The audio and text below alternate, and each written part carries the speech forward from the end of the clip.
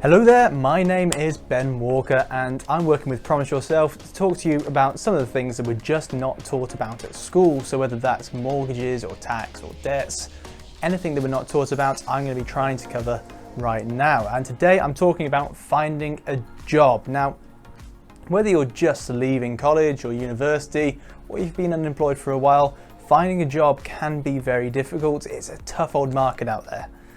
So the first thing you have to do is decide, what job do you really want? It's not an easy decision to come to, really. Sometimes people just take a job to fill the gap and they end up doing that job for a while. Trying to decide is very difficult. Now, there are career aptitude tests out there which you can take, which could push you in the right direction.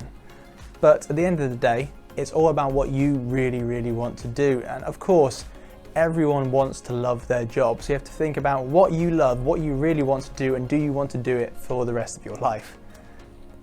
Now, once you've done that and you've figured out this is the job that I want, you can go around all over the place to job fairs, career services, recruitment agencies. All of these, they're all in the post that goes along with this video. And any one of these could offer you some help and advice to find the right job for you at the right place for you.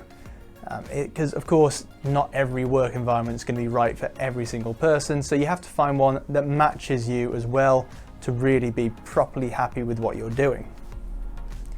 Now, like I said, it is a very tough business out there at the moment, so what you really have to do is be persistent. You may get knocked back many times, but if you do, don't give up. Okay, what you want to do is keep sending out CVs and covering letters. And for each individual job, you have to write your own CV for that job. You have to write your own cover letter for that job specifically. What you can do is keep different templates of each of these, so different template for covering letters and CVs for each industry you're applying for, and that way it'll already be sort of tailored towards that industry. So having a bank of templates for CVs and cover letters can save you a lot of time, but ultimately, you need to make sure that you are tailoring them to each job you're applying for. Now, for more information on CVs and covering letters, there will be a video and post going up as well alongside this one.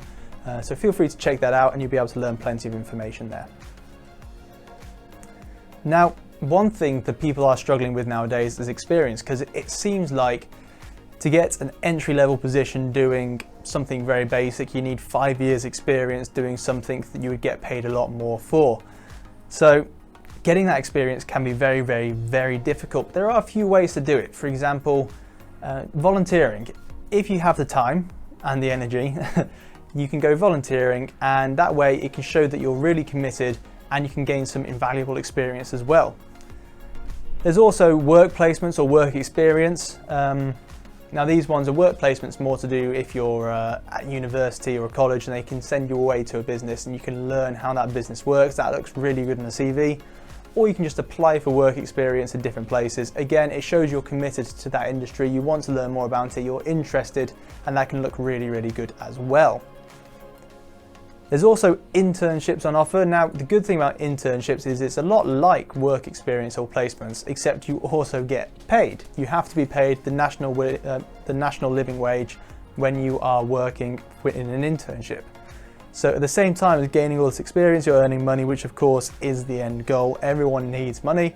So just make sure that you know whether you're doing a work placement or an internship before you agree to anything, because if you really need that money, then maybe a placement wouldn't be right for you. You can also do something called work shadowing, where you shadow a professional in their field and you get to see how they operate, how they go about their business, what actually goes on, and that can be a really good way to decide if that's what you really want to do as well. You may figure out that by watching someone you realize, I don't want to do that, I want to do something else. And that's fine. If you want to change your mind, that's absolutely fine. All you have to do is just start applying for those other jobs. It's easy. So there are ways for you to get experience, but unfortunately with the employment market as it is nowadays, it does seem like the businesses are holding the majority of the power. That's not so. They need workers, it just depends what we're willing to do for the work. That's all it is. And yes, you have to make sure you stand out from the rest of the people applying for the same job, So you sometimes do have to go in and do that extra grind just to really make sure that your application is as good as it can be. Next, it's all about networking. Now, when you say networking, what comes to mind is it's not what you know, it's who you know. And while yes, it is important to know some stuff about the job you're applying for, who you know is also incredibly important as well. Now, what you really need to do is get your name out there. You need to be one of those names that is talked about in these circles. It's a lot easier said than done, but the first port of call is always friends and family, because you never know who they may know and how that person could then help you. So even if it's a friend of a friend of a friend, they may be able to get you into the industry that you want. Go for it. Use these connections that you have, whatever they may be, and that could help you get a foot in the door. Now, once your foot's in the door, it's much easier to wedge that door open. So if you're getting meetings with these people, they can suggest people for you to talk to. They can say, oh, just say so-and-so recommended you. And that way you can then use their names, and then it becomes a whole thing. And this person recommended I talk to you.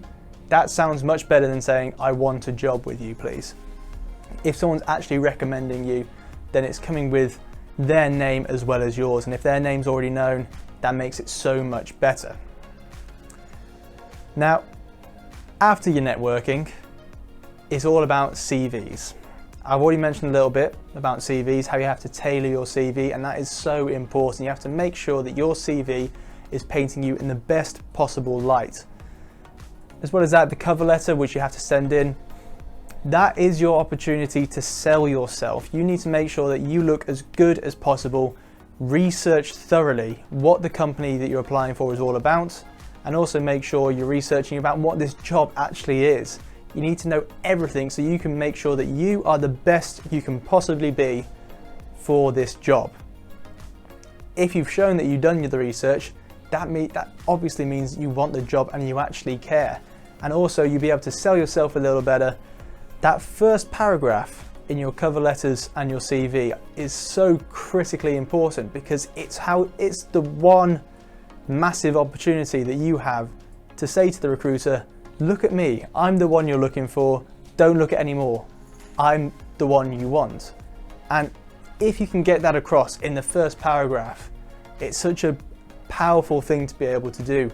So if you are able to do that, great, fantastic. If you don't quite have that down yet, if you haven't written enough CVs or cover letters, just ask for help. There are so many things out there that can help you. There's tutorials online, friends and family who've applied for jobs before, and also there's actually services which you can get that help you tailor your CV specifically for a job. So it can be very, very hard to get that all right, but if you can, it can be so rewarding in terms of job offers.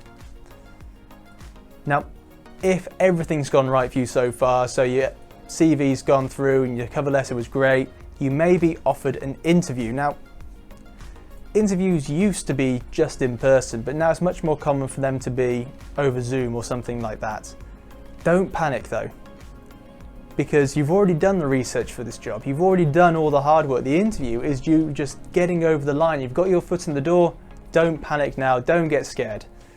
In an interview, you need to come across as confident and self-assured, and you need to have some idea of what you want to do, why you're applying for this job, how you can help this company, where you can take this company. So there's another section all about interviews as well. It goes into a lot more detail there, so go have a look at that as well. But if you can show that what you've done in the past can actively benefit the company, fantastic. That's what they're looking for. They're looking for how you can help the company and take the company to the next level.